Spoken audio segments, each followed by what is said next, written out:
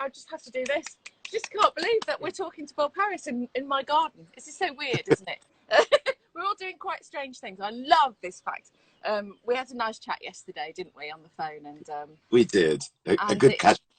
A good old catch up, and it's always glorious to hear your voice, and it's so synonymous for so many people with so many different genres of music, actually, not just country music, which obviously it has been more recently, being on radio too, but you know, for a lot of people as well, synonymous with rock music, I suppose. But you've covered so many genres of music across so many different time slots on so many different radio channels. It's been, well, it's an extraordinary career you've had.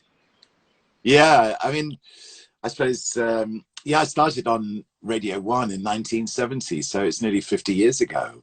Yeah. It'll be 50 in August. And I started then on a show called Sounds of the 70s, which was as they called it at the time, a progressive music show.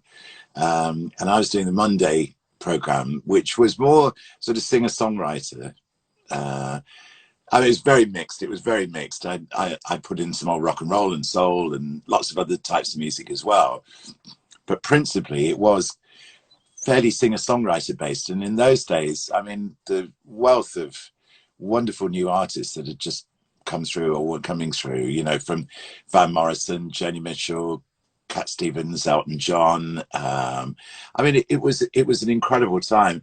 David Hepworth has famously written a book recently where he contends that 1971 is the best music year ever.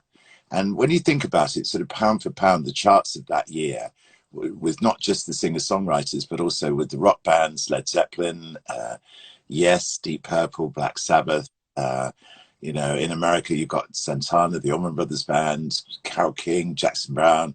I mean, James Taylor. It was an incredible moment. And it was at that moment that I first came into radio. You know, what a time really to be emerging into radio with that quality of music that was coming out. It's funny that you talk about that, because I remember asking my dad, because my favourite decade of music was the 70s. And I said to my dad, what was your favourite? Expecting him to say the 70s as well, because he, you know, worked with a band in that era with Trapeze, as you know, because they came from the old whistle thing. And he said the 50s. And I was really surprised. And he said, but it's what you can be, what you grow up with. And you know, it was such a change for him in life, really, how music changed in the 50s. It completely changed their lives. And so he thought it was the 50s. So it's interesting that you say that about the 70s. When you were growing up, when you were teenage years, what were you listening to?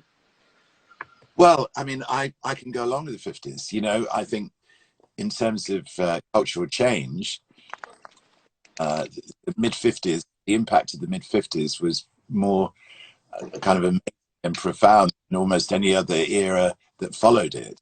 You know, hearing Elvis for the first time, it was, you know, you thought, where on earth does this music come from? You'd never heard anything like it before. I mean, my mum loved her music, and I think that's where I started. You know, she loved radio. She loved listening to the radio. She was a massive fan of David Jacobs. She used to love her crooners, the David Whitfields and the Ronnie Hiltons of this world, Johnny Mathis and people like that. Mantovani, I remember listening to Mantovani as a tiny boy with my mum. So, I mean, you know, the rock and roll beat and Elvis and Jerry Lee Lewis and Little Richard and people suddenly arriving was, I mean, it was incredible to the impact of that moment. The fact that teenagers for the first time are beginning to get their own identity. For the first time, they weren't looking like sort of miniature versions of their parents. Because, I mean, even people who are about 40 years old in the mid-1950s looked much older than that. It was really quite strange. Kids looked older than they were. In fact, I was, some time ago, I visited John Lennon's childhood home, Mendips in Liverpool, and I saw a picture of him. It's like stepping back in time when you go across the threshold, because they've restored the house to the way it was when he used to live there with his auntie Mimi in the 50s. And there's a picture of him in his school uniform with his school cap, his blazer, his short grey trousers, long socks pulled up, satchel. And I thought, that's me. I mean, that was me. I looked exactly like we all did.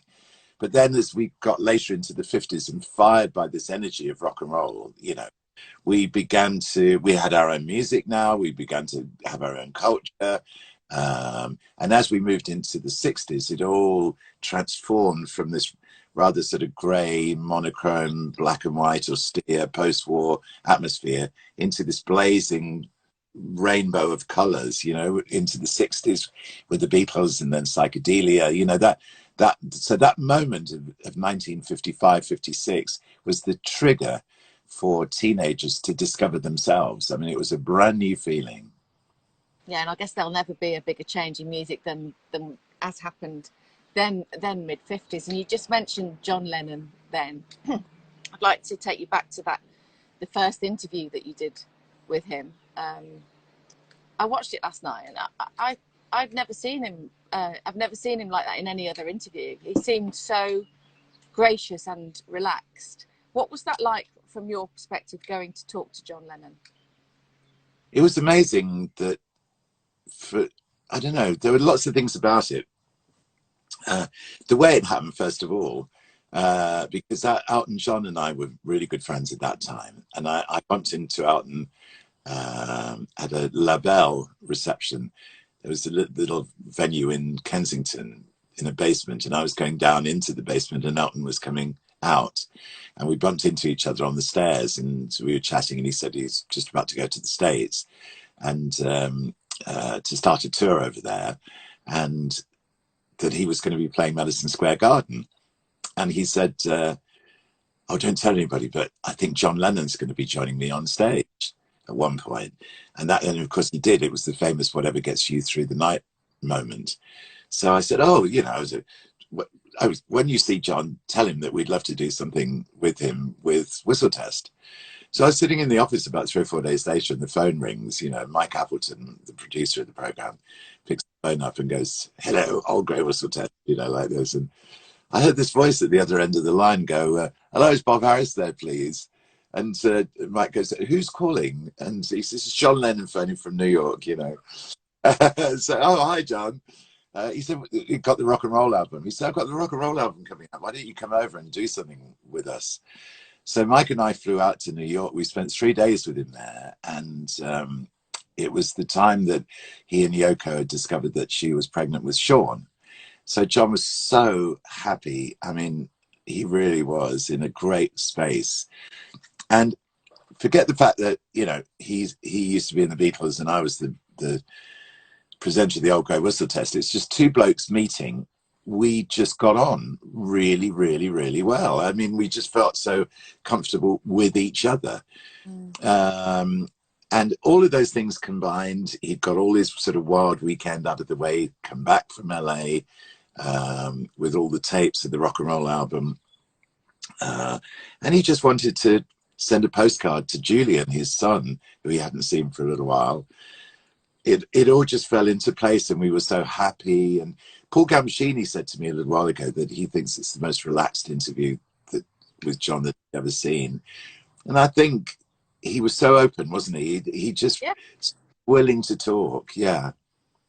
And it was weird because it was, I mean, you said it's nice to meet you. So, you know, it's obvious that you've only just met for the first time, but there's this sort of mutual respect. But it goes beyond that. There's something more than that. And I'm not quite sure what it is, but it does make it, you know, he's not spiky at all. He's just very open. He's just almost wanting you to talk for longer in a way. You know, it feels like he just wants to sit and chat and he's forgetting there's cameras there. And, you know, and he kind of goofs around at the end of it, which is fun and which you see with John. We'll meet again at the end. It was but also the interview itself was longer than the one on YouTube. And the other thing about it, Suzi, I don't know if you noticed, but it's just one camera on him, camera. That's it.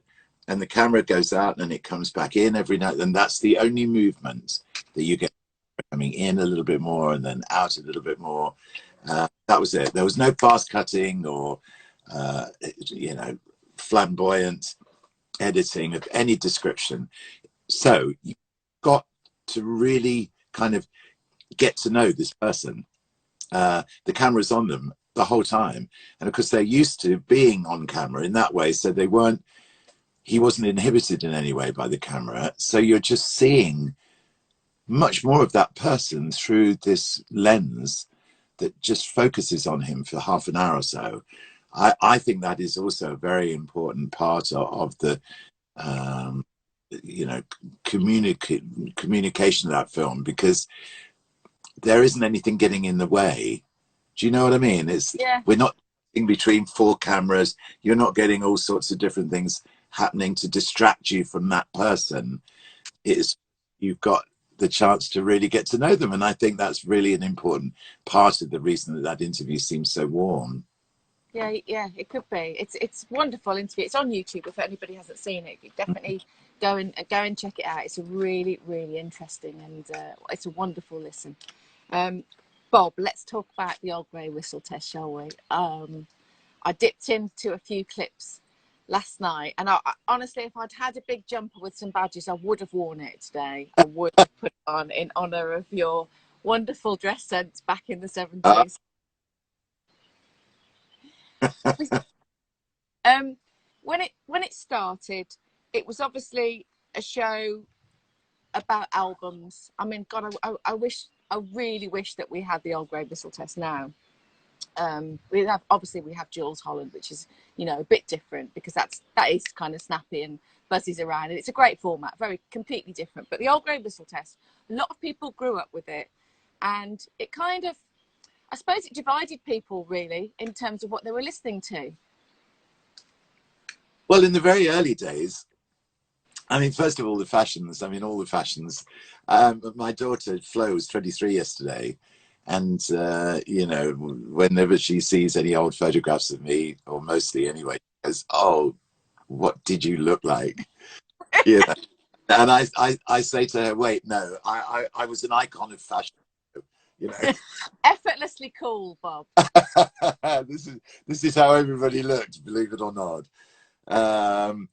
But yeah, I mean, it was the album show, because Top of the Pops was the single show. So we also had no budget. We had a tiny little studio that we worked out of, but we had the freedom to run the program the way that we wanted to, and that we thought was right, and featured the bands that we believed in and or we thought were right for television. We were discovering a lot of new music. We were particularly bringing music across from America that maybe people hadn't heard before.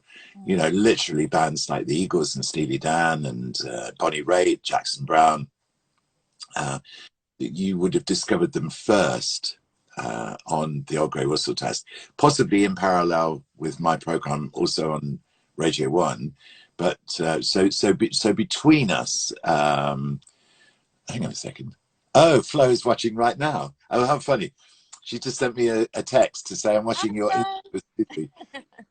Hey, Flo. Hope you're not too hungover. I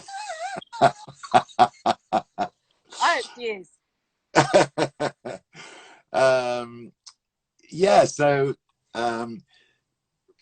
that continued, you know, as we got a little bit further into my time with the program, so we began to go to America, just once or twice to start with, and then gradually more and more. And we began to spend a lot of time in America, particularly in the summer when the program wasn't on air. We'd go over to the States, we'd base ourselves in LA, usually have a film crew there, and look at the, you know, go into the venues, go to the Whiskey A Go Go, go to the Roxy or the Rainbow Rooms or the Whiskey, you know, wherever it was, the Troubadour. Yeah. And film the bands. I mean, this is famously how we discovered Tom Petty and the Heartbreakers. They were playing on Sunset Strip, filmed them. I did a backstage interview with Tom Petty, fulfilled a bucket list ambition of walking out onto the stage at the Whiskey to introduce the band. And in fact, that whole moment is still is part of a DVD of Tom Petty's life that came out a few years ago. So Tom Petty fans still get in touch with me, to say, wow. And Ben Montench, who was in Tom's band, the Heartbreakers, Ben Mont and I are in touch all the time at the moment now on Instagram, which I love. So, yeah, I mean, that was the thing. We were unfettered. We could play whatever we wanted to, so long as that band or that artist got an album out, we could feature them on the show. And gradually, as the program got more and more successful, so we did get some kind of budget. We moved into a bigger studio. In fact, we moved into the Top of the Pop studio. Everything was live. I had everything going around me. For me personally, I just could not believe that I'd parachuted down into this amazing world that I now found myself in the middle of. This is where I'd always wanted to be, but never dreamt I would be. Do you know what I mean? Everything became a dream come true. And the key factor really being the fact that you were the beating heart of that and were able to be in control of the output, which you just don't see now. I mean, you can still do it. I think Johnny Walker still, has controls what he does. But beyond that, a lot of radio is playlisted. I don't know how much you can say about it, but it's not the same, is it, as it is in the 70s? Well, for me personally, I was really lucky because, I got shepherded into Radio 1 via John Peel. I was a Peel protege. John was a mentor figure. He introduced me to a brilliant producer called Jeff Griffin. And I did a pilot with Jeff, which led to me then starting on Radio 1 a few months later. And in fact, I started by doing programs sitting in for John. It was amazing, really. I did 4 shows sitting in for John. And Jeff said to me, just bring all your great music in. This is your chance to express yourself through the music that you choose. And I'm encouraging you to do that. He said, what I will do is I'll teach you how to put that program together to bring the best out of the music, but also sort of professional things like making it fit into an hour, so you don't fade records early, or you're not cramming them in or talking over everything to make it fit, that the program breathes. The other thing that I began to realize that really, really appealed to me was the idea of what I call a flow through. So in other words, you're starting with the track. If you notice, even now to this day, and on the country show last night, it was so obvious. The first track is a, hey, we got country music for the next hour type track. In the lyrics somehow alludes to the fact that we've got a great moment coming up. Same with track 2. Last night it was the new Brothers Osborne single, which is absolutely, it's so brilliant, and it says literally, we're going to have a great night. So records 1 and 2 are saying to you, come on in, you're so welcome. We're here with open arms. Come in and enjoy the music. It's here for you. And then I do a menu, and then as you get into track 3, then you're beginning more to get into the meat of the show. But all the time, what I'm conscious of as I'm putting this together is this flow through idea that the lyrics are important. Not everybody listens to the lyrics, so you don't have to enjoy the show. But if you do, then the lyrics themselves tell a bit of a story. I mean, I've got here's the running order for last night, and so we started with Low Cash, one big country song. So basically it was saying this hour is one big country song. We've got Brothers Osborne and All Night, which if you haven't heard it yet, Suzi, you would love it. It's absolutely right down your street. And then there's a band from Austin called Reckless Kelly, and I've played a track of theirs called I Only See You With My Eyes Closed, and I've segued that into Jason Isbell, Running With Our Eyes Closed. And the segue, it fitted so beautifully. So you've got 2 songs there, both of which have a sort of similar theme. They're expressing a similar idea. And so it goes on anyway. So there's this flow through thing going on in all my shows. If you listen for it, you'll discover that it's there. So I'm massively indebted to Jeff Griffin, A, for showing me the way to do all this stuff, but B, for allowing me the opportunity, because I'd already, by the time I'd done those 4 shows for Jeff, I've already now chiseled a bit of a notch for myself on the cliff face, as it were, that when people thought about me, they're thinking about me bringing in my own music. Oh yeah, Bob he builds his own shows, and it's stuck ever since. To this day, I still build my own shows, and as time has gone by, of course, you discover that's getting more and more rare. And I think I'm one of the few DJs now that can honestly say, you know, I absolutely build all my own shows. Yeah. That's not to say that my producer, Mark Hagan, and I don't work closely together on it all, because we do. And Mark is incredible, actually. Mark's the energy behind, you know, a lot of the exclusives we get. He's the energy behind linking us up with these now amazing home sessions that we're doing, because Mark's constantly in touch with people in America. And like a few weeks ago, Thomas Rhett got in touch and said, I'm at home in lockdown, just suddenly thought, would Bob like a couple of songs? And so Mark puts all that together. That side of things is Mark. So we make a fantastic team. It really works. But I love program building. It's one of the joys of my life. Yeah, and it is such a wonderful program to listen to, and a genre. And let's just take country while we're on your show at the moment, British country in particular. It needs someone to drive the car effectively, which is obviously what you and Mark have really provided, because UK country has gone, well, it's gone mad, hasn't it, in the last few years. Some great talent coming out. It's being showcased, you know, on your show and under the apple tree sessions, and obviously the festival not happening this year, but some great talent coming out. And I remember talking to the lovely girls, the sisters from Ward Thomas sisters, on an interview I was doing on Radio 2, and they sang live, and I was just, they blew my mind. They just, you know, they just stood there, they just sang, and she doesn't, you know, they've just got so much energy, and they're so bright, and they're so talented, those girls. And they were talking about how important it is to sing about what matters to you rather than trying to copy American country, and that's why they felt it had worked for them. Yes, that's so important, Susie. It really is. I mean, that's the key, actually. You know, that Britain now has its own sort of musical identity under the country and Americana banner, really. I mean, when I first went to Nashville in '99, it was so insular in those days.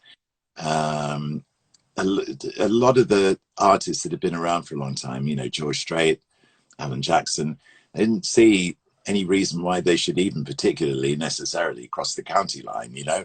Their records were selling trillions of copies. Britain represented such a small market that they couldn't really be bothered with. I mean, that is true. But just arriving, as I got to Nashville, obviously Americana was becoming a thing then. Lucinda Williams' Car Wheels on a Gravel Road was the sort of poster record for Americana. And the award ceremony in the States had just started. I was really lucky because Leslie Douglas, who was deputy controller at Radio 2 at the time, I was doing the weekend show, which was very eclectic in its mix. But Leslie had also been a fan of my overnight shows on Radio 1. Typically, I'd have sessions from people like Steve Earle or Sean Colvin or Mary Chapin Carpenter, or Restless Heart was a band I used to love in the early 90s. And so when it came to they were looking to change the atmosphere of the country show. And she decided to sort of take a chance with me, really, and go, okay, you know, we want a different sound to the country show. You know, also I feel that the rock and roll I used to love and the music that we were playing on Whistle Test in the early 70s, a lot of that was based in country. You know, Jerry Lewis, the Everly Brothers, Duane Eddy, Elvis, to certainly. These were Southern people who'd grown up country music. And then in the early 70s, it was the Eagles, Poco, Pure Prairie League, you know, country rock bands, Graham Parsons, Emmylou Harris. So, you know, it was an educated guess that Leslie made to think, oh, let's see what. So I went out to Nashville with Dave Shannon, my producer at the time. Almost from the second I touched down there, I absolutely loved the place because it was all about the song. It was all about the country community. And yes, they had been a bit conservative and insular to that point, but a new generation of artists were just beginning to come through that had a much broader mindset. Brad Paisley, Keith Urban, and then Lone Star, Rascal Flatts, the bands that, and artists that were out much further than the county line. So that was important, that I then provided at my end a door that I could push ajar, not just for them, but for the Americana artists too. You know, people like, I don't know, Kathleen Edwards, who's a particular favorite of mine. A lot of artists then began to say, we are able to tour Britain because you are triggering us. And that made me feel good. Really, really good. Because that's my role, you know, artists. It was. And it all grew from there. And then a whole number of things began to happen. Artists began to come over here more regularly. Country to country happened. And specifically to Taylor Swift, who had a huge impact with younger, in particular, who you wouldn't necessarily otherwise say would get into country. They did via Taylor. And then the wars, those harmonies inspired Ben and Chrissy, who formed the Shires, and the Shires became the sort of, you know, the point of the arrow, and everything has come in along in so it's been really exciting to watch. 10 years ago, I was in a lane almost entirely on my own. Now that lane is so busy. It's incredible to see how it's grown. Yeah, it's really wonderful, and yeah, I mean, it's extraordinary to see a genre change, Lee, and get such popularity, and it's really great. Actually, I've sent a message to the to Ward Thomas to see if they'll pop onto the Breakfast Club. Let's bounce back to the Old Grey Whistle Test just for a second, and those years really, because I know you're very good friends with Robert Plant, who's obviously from my neck of the woods, and yeah.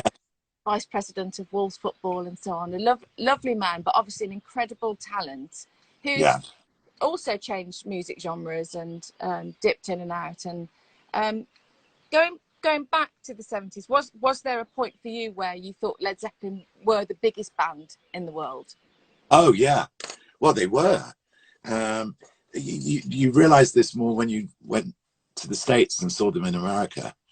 The size of the venues and the massive impact that they were having there in the mid-70s. It was just, it wasn't like Beatlemania. Beatlemania was a different thing. And I saw that almost firsthand when I was touring with Marc Bolan with T-Rex in the early 70s, where, you know, that was 14, 15, 16-year-old girls. With Led Zeppelin, it was the whole, you know, just about everybody between 15 and 45 in town was trying to get tickets to a Led Zeppelin gig.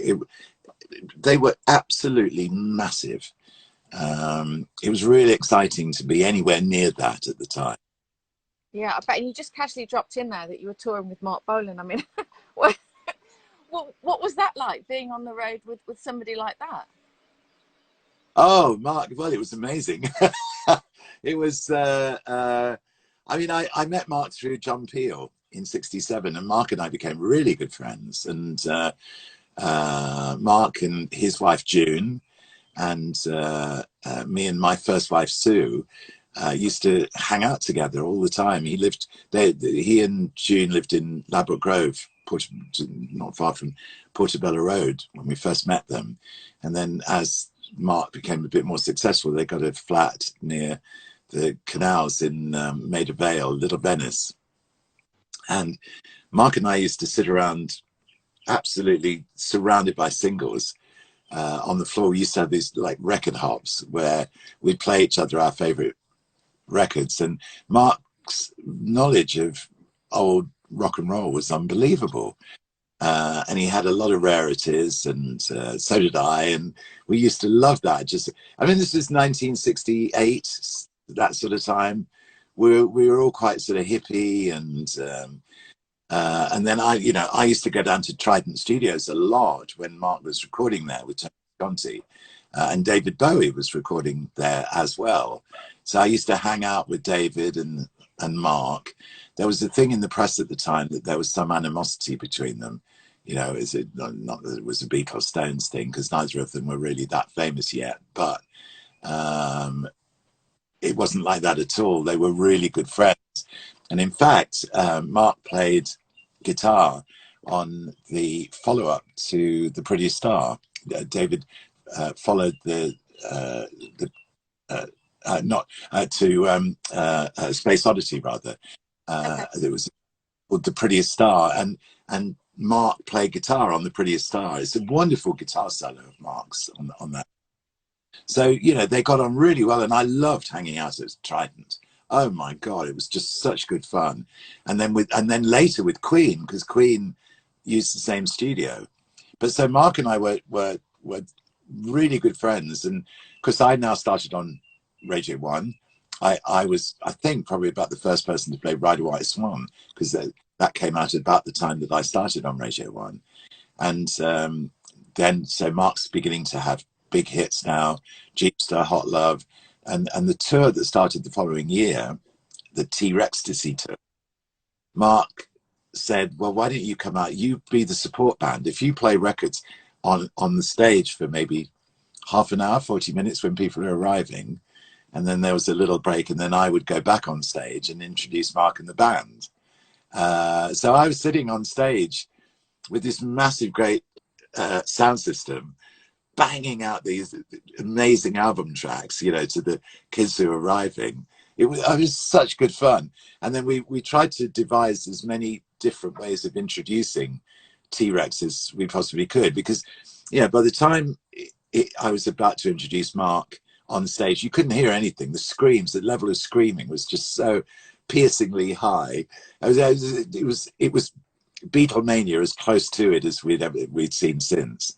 And so I could have said anything. So Mark and I began to devise different ways of introducing the band, different names. And I mean, I can't remember all of them, but I can remember my favorite. Ladies and gentlemen, this is Total Rex and the Space Cadets. I love that. What an absolutely wonderful, wonderful story. Well, as you were such good friends with him, it must have been dreadful to lose it. Oh, it's funny though, because Mark's span up into that very higher sort of star echelon.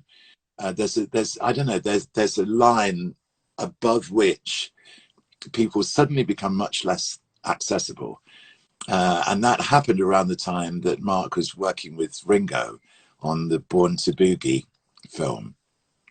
That all of a sudden he span off into an entirely different strata, and we didn't get to see each other from then on, hardly at all. So it was, although obviously I couldn't have been more sad about the car crash and everything. Mark and I weren't as close anymore then. So I wasn't a part of the close-knit grieving process that took place. But obviously incredibly fond memories of Mark and of those times, and so many stories you have, Bob. But if I could ask you your happiest times, aside of, you know, now and what you're doing on Radio 2 with country and outside of Radio 2 and at home and so on, what have been your happiest times, do you think, in terms of your career? Which shows and which moments? Well, I'd probably say two things mostly. I mean, one of them is actually here in the studio. You know, you mentioned Under the Apple Tree a few minutes ago, Suzi, and this is the home of Under the Apple Tree. I mean, the studio is sitting under the apple tree at the bottom of my garden. And so we film and record the sessions here for the YouTube channel. We've got our YouTube channel, Whispering Bob TV, and my son Miles does everything, really. I mean, we curate the sessions between us, I would say, but Miles does everything. He films. Mark's very instrumental in kind of starting the whole process, wasn't he?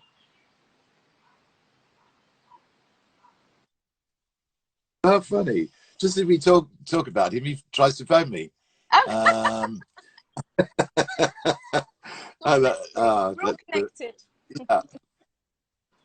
But working with Miles here, joy, you know, working with my son and having the family, you know, Dylan, my son Dylan is working he's A&R in, and he heads the A&R department at Peer Music. Flo, well, I think she's on the line watching all this now, is just graduating from Bournemouth University. And my older family, of course, are in London, my children there.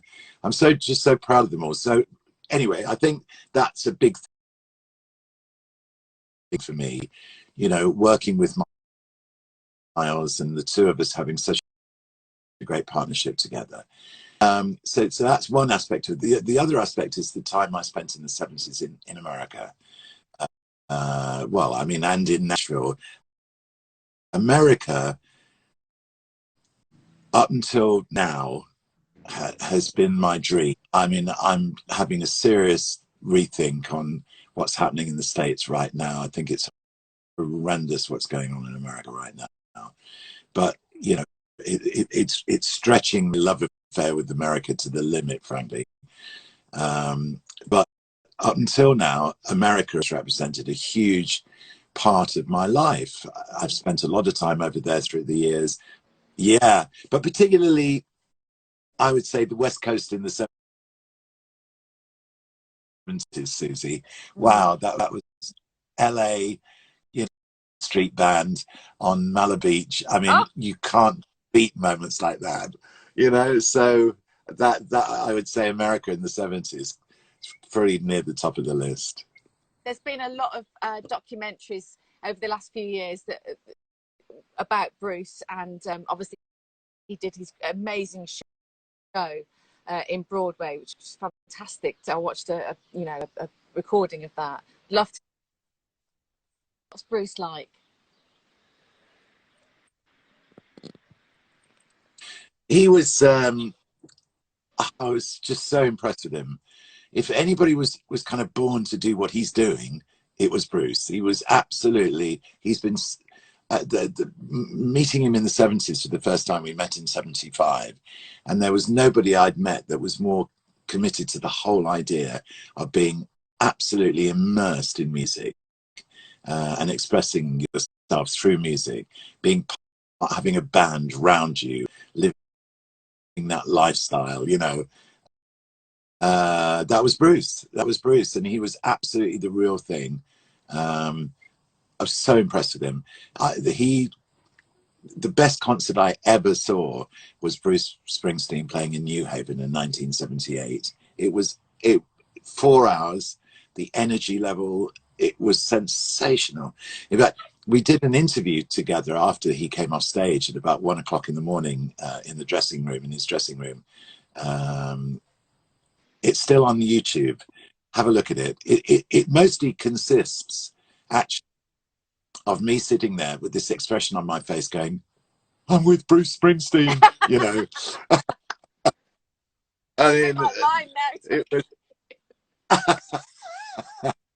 but he was sensational. And we went off afterwards. We went to a little club in New Haven about 2 o'clock in the morning. There was a band that were playing, local band that he wanted to see. So he invited Mike and I and 1 or 2 other people. We were walking through the streets of New Haven at 2 o'clock in the morning, like on a lad's night out with Bruce Springsteen. I couldn't believe it. We got to this little club and there was this band playing. Hardly anybody in this club. I mean, it wasn't. And he found his way to the front and motioned to them. Could he come up on stage? I mean, they couldn't believe it.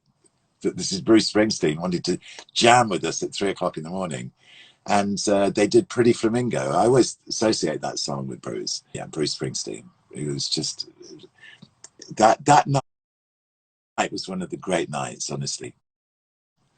Yeah, I bet. I mean, you don't even have to give us any more detail of what that night was. You know, when you started to go to America with the Old Grey Whistle test, was that partly due to the fact that often bands couldn't get the permits to come and play in the UK and things like that? Was that a kind of push to go to America, or did you always want to do that anyway? Well, I originally went out to the States with Jeff Griffin, actually. We went out to do a series for Radio 1 called The Beach Boys Story. And so we went to LA, my first trip to the States, to join the Beach Boys in LA. I mean, how amazing could anything be? And when I was out there, you know, we were, Jeff and I were bumping into a lot of people. We were with a guy from Warner Brothers called Bill Fowler, and Bill knew everyone in LA.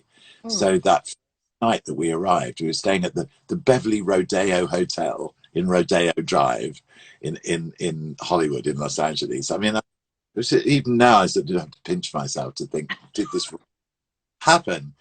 And Bill Fowler was a great friend of Alice Cooper's manager.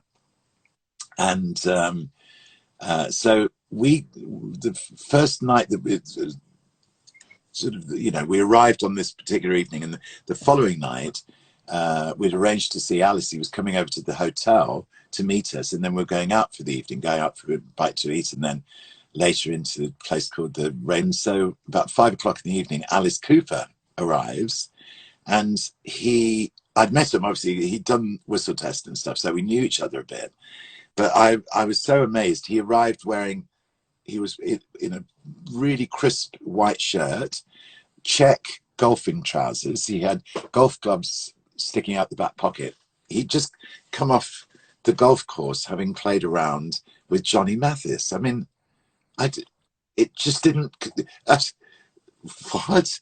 He said, "Oh yeah, no, Johnny and I are great friends." Funnily enough, a few years ago, we did a 40th anniversary series for Radio 2 about those days on Whistle Test, and I did a great conversation with Alice, and his memory of stuff was so clear, and he remembered all of this, and he remembered meeting us all, and we went out then. We went out for a bite to eat, then he disappeared, and we met up again later at the Rainbow Bar and Grill. There was a room right at the top of the building called the Viper Room, where all the crazy stuff used to happen. And now he's in the full Alice Cooper garb, you know, with the eyeshadow and everything else. But anyway, so I find myself in LA meeting a lot of people just in the natural course of things. And I thought, if I had a camera on my shoulder, right this minute, we could be recording conversations or recording films.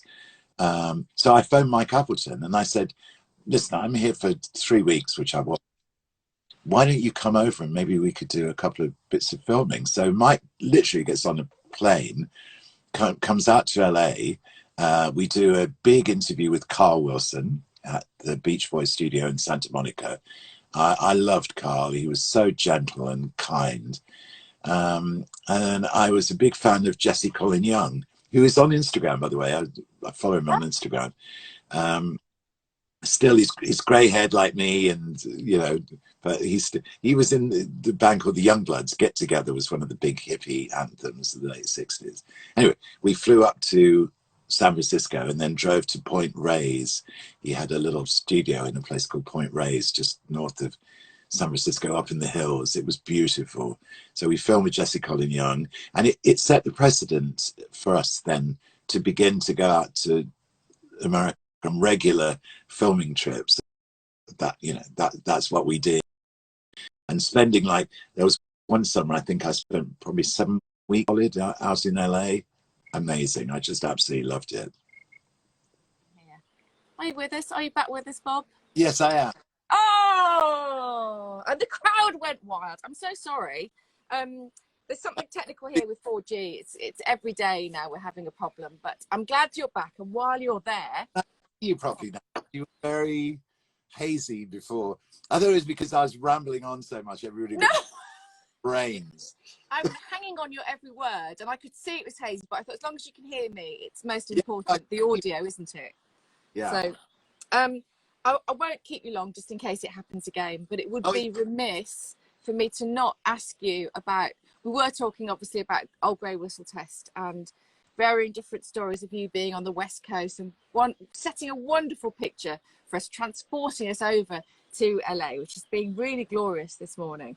And could you bear telling the story that I know you have to tell every time, but it's such an incredible story, really, about the Old Grey Whistle Test with the music that it played, and then suddenly punk came along and the whole atmosphere completely changed, and you and your producer found yourself in a real tangle one night, didn't you? Yeah, we did. I mean, it's funny going over it all. It was such a long time ago now. Yeah. 44 years ago. And yeah, no, it was sorry, I just dropped my pen. What I will say about it, because I mean, going over that story and the day, the ridiculous night, and then the subsequent kind of, there was a lot of hostility towards Whistle Test. I will say that, you know, we were the sort of long-haired hippie, stadium rock loving, middle class album loving show that the punks absolutely hated. They really did. And I got a lot of animosity directed towards me. Suddenly, it happened kind of overnight in the press and just on the street. I remember, I mean, it just got ridiculous. I remember walking down West End Lane in West Hampstead one day, and the traffic was running quite slowly, and there was a bus traveling by the side of me about the same pace that I was walking, and people were spitting at me from the top of the bus. I mean, it just got absolutely ridiculous. So what I'm going to say about it, rather than sort of dredge through the whole thing at the time, Okay. is that when the One Night Only program went out about 3 years ago, you know, we did a Whistle Test Revived on BBC 4, which it was such a great experience. And of course, now with social media, the reaction from the crowd is also instant, which it wasn't obviously in those days. It was letters and it was press, but now it's social media. And we were driving home after the program, and Beth Nielsen Chapman was with us, all the kids in the car, and we were celebrating. It had been such a triumph. We loved doing the program so much. And Beth was scrolling through, and she was going, "Oh, look, they're saying this and they're saying that. What an incredible," I mean, it was trending. And so she was scrolling through loads and loads of comments, and then she started, oh God, right. And there was this horrible part of it. There were spikes of venom, very personal towards me, as there had been in the 70s. And I personally didn't really want to look at it, but all, you know, Mars, Dylan and Flo and Beth were going through it all, and they were absolutely, by the time we got home, it already sort of, therefore, a little sort of lace of poison that had gone through the center of all of this. And the thing that struck me so much about Mars, Dylan and Flo's reaction was they said, we didn't realize that music could be so tribal, because these days music is not tribal. No. You know, Flo always has music going with her, and she's got her shuffle going. So it can be anything from, I don't know, extreme chart stuff to Harry Styles to the Eagles or Fleetwood Mac that she loves, or Otis Redding that she discovered recently. It to her, the idea that this is country, or this is cool, or this is uncool, and you're not supposed to listen to this, and doesn't it, those sort of divisions just don't exist. So they were shocked, absolutely amazed that music was so tribal, and that reaction had only come from a certain proportion of that generation that still felt that animosity. I mean, I thought at the time that it was absolutely crazy, and I still do now, So yeah, that was the thing about it. I suppose really, you know, punk, it was a minority, wasn't it, at the time, but they were very vociferous and it was very political. And I remember my dad telling me a story about, because he used to have the Lafayette in Wolverhampton, and which I think you've played at, and they had the Sex Pistols play there, and they had to call themselves the Spots at the time, Sex Pistols on tour. And it was all underground and very secret. And I said to my dad, well, what were they like? What kind of, because they've sort of got this sort of stature, you know, this strange, all these strange stories you hear.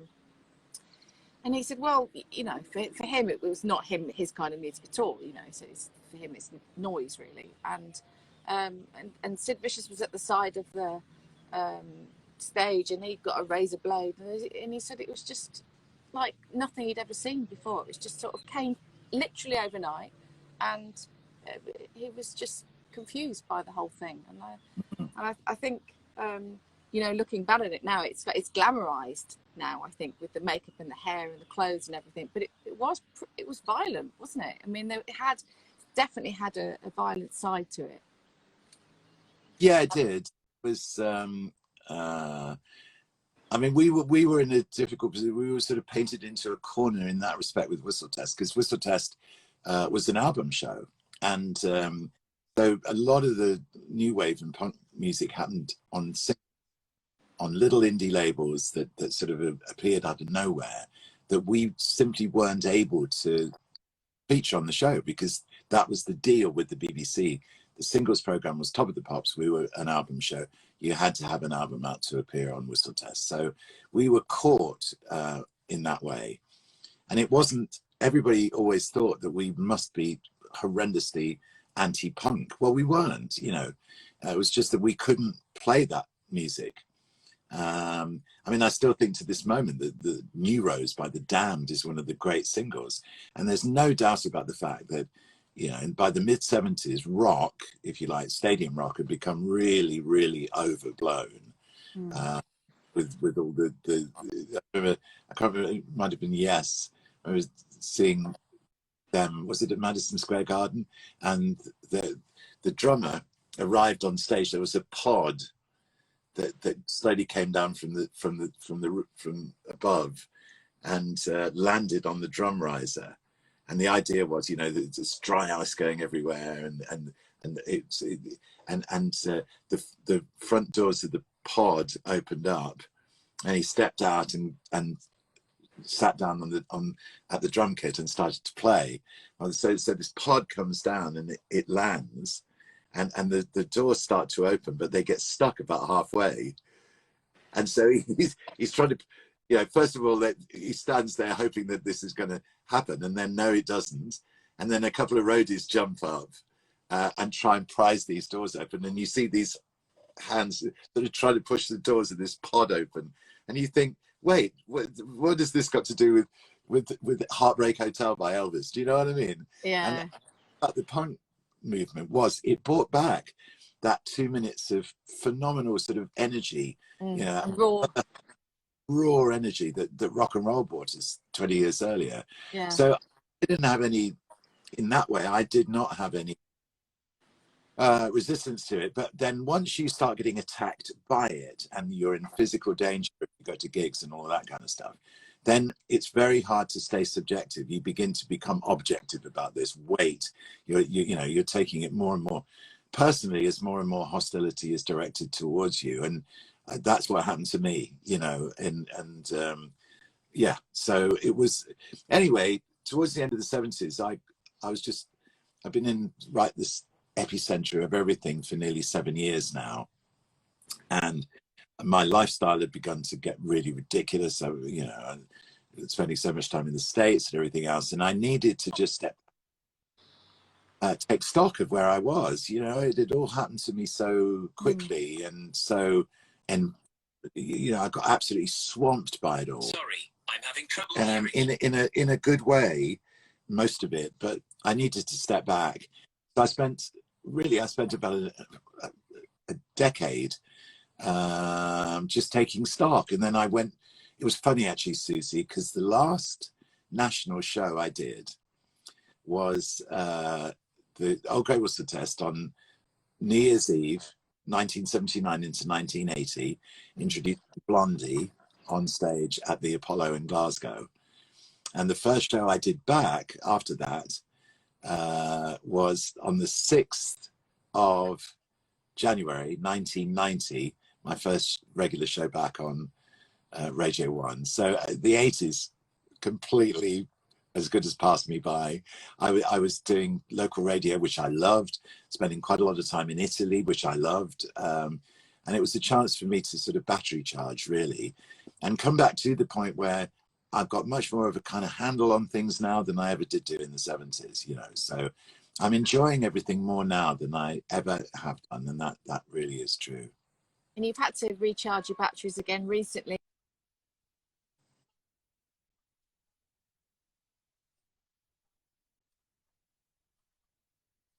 I'm good. Yeah, no, it's just coming up to a year. My aortic dissection, which is about as bad as it can get. They're very serious. I'm very lucky to still be here. It took me 3 months to even begin to recover, but thank goodness I didn't have an operation at the time. My consultant decided to see how my recovery went before deciding about, you know, giving me an operation. Everything. I think I would be sitting here were it decision. Everything's. I'm a bit disappointed about not being here at the moment. With Danny Baker and I be touring right now, and of course we're not because of the lockdown. But apart from that, I'm fine. You've frozen up again, Suzi. What is this? I'm still here. I love the fact that you're still there. Yeah, no, I'm still here, Suzi. I mean, we're in lockdown, so, you know, I'm in the studio today anyway, so I thought I have one more try at getting through to you. My son Miles has arrived as well, so it's funny how we were talking about him at exactly the moment that he called. Miles, just come in. Oh, gosh. Because we're in, I keep forgetting where. Well, it's over my shoulder. He's waving from the door. Actually, shall I just turn you right? Yeah, can we have a little peep around your studio, Bob? Wait a second. Have I got this right way around? There's Miles. Hi, Miles. Yeah. So, yeah, of course you can. Shall I take you around? Yes, please. Thank you. I don't know whether I can. Can I turn the? Oh, I can't I? Ah, there we go then. Okay, so. This is the session area here. This is, so if I pan back, I was sitting at the mixing desk. Okay, so there. So the sessions happen at that end. Yeah, this is where, so Mars would be sitting here doing the mixing, and the bands will be playing here. So so there are under the apple tree sessions. So normally when there is a session going on, I'll oops, sorry, that little light would be on. Yeah. So then, yeah. So in the far corner, that's my desk. That's where I do my building. I sit there. I've got iTunes on my own PC. And I'm separate here if Miles is working and we both need to be in the studio together. I can be over here and getting on with it while Miles is working at the desk. But then anytime I want to be playing through CDs, obviously I'm sitting here and playing through stuff. So, yeah. So the studio... That's great. And no wonder you get that intimate feeling with those sessions, because that room really... It looks so cozy and inviting. It's got such a lovely vibe to it. Yeah. When the bands come, sometimes we'll be playing football out there with them. You can see the... I saw the football goalpost, Yeah. So there's a little also... Mostly they tend to leave their You're on camera, Mars. They tend to leave all their kit outside because you can tell the studio is quite narrow. It's long and narrow, basically. I've got my vinyl there. Oh, and look, this is from my really, really early days on Radio 1. My friends, Alan Black, John Peel. Wow. That's nice, isn't it? There's Noel in the middle. Yeah, yeah. Oh, yes. And that was, this is from the first time I saw Bruce Springsteen at the Roxy in LA, October 1975. Wow. Yeah, yeah. I got I've got a lovely collection of buses across the top of the. I've been collecting old buses for years. Have you? What's the fascination then? I don't know. Just you know the program, The Repair Shop. Yeah. Yeah. Well, I wanted to take that one, to the repair shop. Okay. To get it reconditioned. That's one of the very first buses I had when I was about 5. And it's got a motor in it that doesn't work anymore, and I'd love to get that fixed. Anyway, so yeah. So there we are, Susie. That's the way it looks. You know, I think James May could probably fix that for you.